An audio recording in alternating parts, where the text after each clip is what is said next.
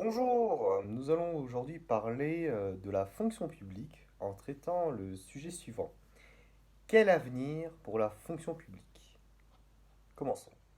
Comme le disait le candidat Emmanuel Macron à sa contradictrice Marine Le Pen, ce que vous proposez, comme d'habitude, c'est de la peau de perlimpapin. Votre stratégie, c'est de dire beaucoup de mensonges, mais vous ne proposez rien.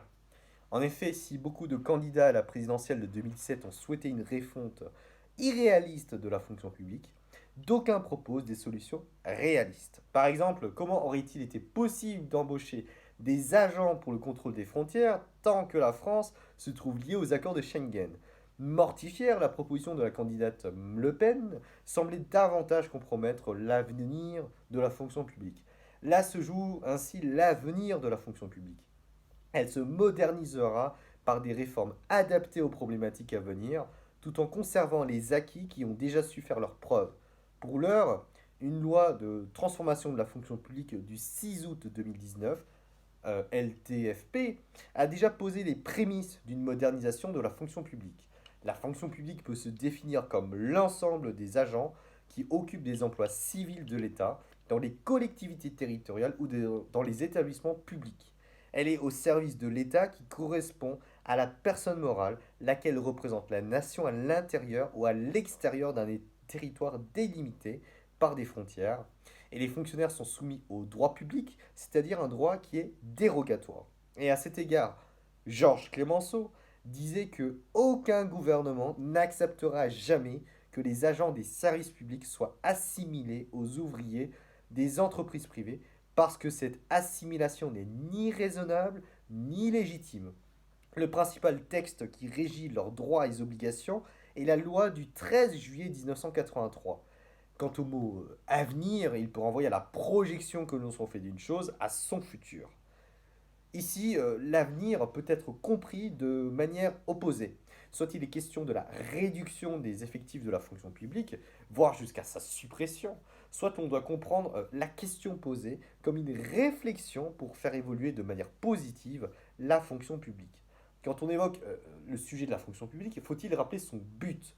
Dès le début, elle a pour objectif de servir l'intérêt général, c'est-à-dire l'ensemble des intérêts et des valeurs partagées par l'ensemble des membres d'une société, selon une conception de Jean-Jacques Rousseau, conception rousseauiste. Et c'est l'État qui doit notamment agir pour accomplir cet objectif. Pour cela, la puissance publique matérialise son action administrative, notamment via les services publics. Loin d'être parfaite, la fonction publique se trouve confrontée à plusieurs reprises à des problèmes structurels.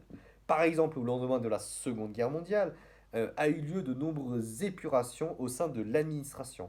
Et pour redresser la France au lendemain de la guerre, Michel Debré et le général de Gaulle ont contribué à mettre en œuvre un projet de longue date. En créant l'ENA, ces hommes ont souhaité redresser la nation. Et à chaque époque, son lot de problèmes, mais aussi son lot de solutions, notamment grâce à la fonction publique. Et dans un contexte mondialisé, de nouveaux problèmes sont à prévoir. D'autres existent déjà. La crise climatique, la menace terroriste, la pauvreté et les inégalités, etc., etc. Et ces problèmes doivent être réglés au niveau national, voire international ou européen. Dès lors, la fonction publique a un rôle à jouer pour résoudre ces problématiques de gouvernance publique. Et à contrario, il ne sera pas question ici, dans cette capsule, d'envisager la disparition de la fonction publique, car dans un monde incertain, il est à se demander quel est le rôle, quel est l'avenir de la fonction publique. Que faut-il garder ou réformer de la fonction publique afin de répondre au mieux aux défis à venir? L'avenir de la fonction publique se joue à tout niveau. Les agents publics d'exécution serviront au mieux de l'intérêt général dès lors que leur statut sera modernisé. Toutefois, la réforme de la fonction publique ne prendrait guère de sens sans réformer les droits et les obligations de ceux qui dictent les politiques publiques. Dès lors, la question de la refonte de la haute fonction publique doit être posée. La nécessaire modernisation de la fonction publique. S'inspirer du secteur privé ne conduit pas nécessairement à la réduction des droits des agents publics. Ces deux axes de réforme doivent être envisagés conjointement. Renforcer les droits des agents publics. Vivement critiqués, les libéraux réclament des suppressions de postes. Par exemple, 500 000 emplois pour l'ancien candidat François Fillon en 2017.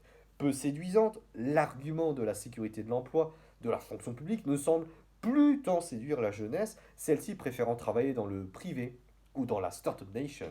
Dès lors, tout l'avenir de la fonction publique se joue dans sa capacité à redevenir attractive. Et à cet égard, la loi de la transformation de la fonction publique vise à renforcer ou consolider certains droits des agents publics. Et ainsi, le dialogue social sera renforcé au titre 1, la gestion des ressources humaines simplifiée, titre 2, ou encore sera encouragée la mobilité professionnelle, titre 4. Par ailleurs, la loi de transformation de la fonction publique tend à simplifier les corps intermédiaires. Par exemple, ont été fusionnés le comité technique et le CHSCT pour créer le comité social territorial. Enfin, l'on peut noter un décret important qui devrait favoriser l'essor du nombre de candidats au concours. En effet, le décret numéro 2021-334 du 26 mars 2021 porte sur la suppression des limites au nombre de présentations au concours et examens de la fonction publique civile et de la magistrature. L'avenir de la fonction publique sera garanti par des contre-pouvoirs. Au sein de la fonction publique même, il existe des conseils comme le CSFPE ou le CNFPT. Ceux-ci ont vocation à accompagner leurs agents dans leur mission de service public. Par ailleurs, le contrôle hiérarchique s'opère également au plus près du terrain, de sorte à mettre en œuvre adéquatement les politiques publiques. Ainsi, depuis la loi de décentralisation de 1982, le préfet effectue un contrôle de légalité des actes des collectivités territoriales. Le renforcement des droits des agents publics devrait les rendre plus productifs. Dans une logique de performance, la fonction publique pourrait mériter également de s'inspirer du modèle privé.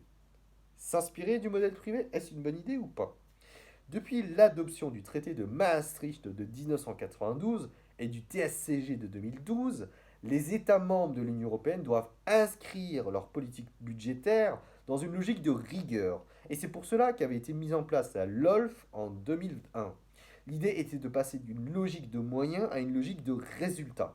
Toute l'action administrative était redéfinie selon un prisme de performance. Une telle vision politique a parfois poussé à une libéralisation de la fonction publique. En effet, le développement des recours au contrat, au point que l'on parle de contractualisation de la fonction publique, se justifierait pour baisser les dépenses publiques.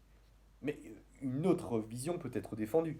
Les keynésiens prônent la relance, et en cette période de crise sanitaire, même l'actuel ministre, ou l'ancien actuel plutôt, du Minefi, Bruno Le Maire, a opté pour un plan de relance massif via l'emprunt, ce qui tend à montrer l'attachement du modèle français à une forte intervention étatique. Et comme le disait Didier Migaud, père de la LOLF, l'organisme de la loi de finances, il faut bien constater que tous les objectifs ne sont pas atteints et que cela suscite de la frustration. La mise en œuvre de la LOLF crée de la déception pour les pères de la LOLF. Le modèle français du service public reste attractif. Si l'Union européenne a dégagé la notion de service d'intérêt économique général, les SIG, et en ses articles 14 et 106 paragraphe 2 du TFUE, les notions de SPA et de SPIC, service public administratif et service public industriel et commerciaux, perdurent. Concédons tout de même que des méthodes ont inspiré le modèle de la fonction publique et désormais la gouvernance des ressources humaines repose en partie sur le New Public Management. Et après avoir vu là jusqu'à présent en quoi il était nécessaire de moderniser la fonction publique dans sa globalité, nous allons nous intéresser au cas de la haute fonction publique, car l'avenir de la fonction publique se joue aussi à ce niveau. La question de la refonte de la haute fonction publique. Si la haute fonction publique doit être préservée, elle n'est pas exempte non plus de critiques. Des réformes s'imposent pour regagner la confiance des administrés. De la nécessité à préserver une haute fonction publique au service d'une nation prospère. Récemment, l'actuel président anciennement de l'ENA, Bruno Lasserre, s'est rendu en Égypte. Et les Égyptiens ambitionnent de créer leurs propres écoles pour former leurs propres élites administratives. Par ailleurs, certains étudiants de l'ENA suivent ce qu'on appelle un cycle international long, et la haute fonction publique est admirée à l'international. C'est une preuve de son efficacité. De surcroît, la critique adressée à l'égard des élites françaises est fortement relativisée. Il est vrai que beaucoup d'énarques occupent des fonctions politiques, notamment depuis l'ère giscardienne. Plus de la moitié des présidents de la République ont intégré cette haute administration. Jacques Chirac, Valéry Giscard d'Estaing, François Hollande. Cependant, l'on constate, depuis la mandature d'Emmanuel Macron, une baisse des narcs dans les postes de ministère. Mais il ne faudrait pas nier que le nombre de hauts fonctionnaires se retrouve dans des postes de conseillers. Dès lors, la proposition du président de la République Emmanuel Macron de supprimer l'ENA apparaît quelque peu déroutante, notamment pour le grand public. Mais pour l'heure, le projet, au moment où j'avais fait cette analyse, n'était pas mis en place. Aujourd'hui, on a l'INSP, Institut national du service public. Et il est à prédire qu'une suppression définitive n'aura pas lieu, mais plutôt la mise en place d'une nouvelle école pour former les élites administratives. Un ancien camarade d'Emmanuel Macron, aussi critique de l'ENA, estimait que le problème ne résidait pas dans l'existence même d'une école visant à former les élites, mais plutôt que les hauts fonctionnaires gagneraient davantage sur le terrain, dans la pratique. Et en cela, l'obligation d'effectuer un stage de 2 mois en entreprise, qui est le cas actuellement, est un bon début, mais cette idée pourrait être allongée. Par ailleurs, cet ancien étudiant de l'ENA critique pointer du doigt une critique qui est commune à l'école d'industrie de la magistrature, le l'ENM. Ceux-ci sortent des écoles en étant, entre guillemets, déconnectés du terrain. Et la fonction publique gagnerait ainsi à réaffirmer sa fonction première, celle d'être au contact des usagers. Décrier la préservation de la haute fonction publique risque d'attiser la colère des administrés. Pour regagner leur confiance, elle devra nécessairement être réformée. L'enjeu est donc de regagner la confiance du citoyen. La promotion Léopold Ségar Senghor, dont est issu l'actuel président Emmanuel Macron, s'est montré critique à l'égard de l'ENA. Et afin de limiter les excès des hauts fonctionnaires, comme le pantouflage, un effort de déontologie est nécessaire. Il a ainsi été créé la Haute Autorité pour la Transparence de la Vie Publique, la HATVP, et en outre, imaginé par Nicolas Sarkozy, un système de notation des ministres forcerait les ministres à être dans une logique de résultat et pas dans une logique de moyens.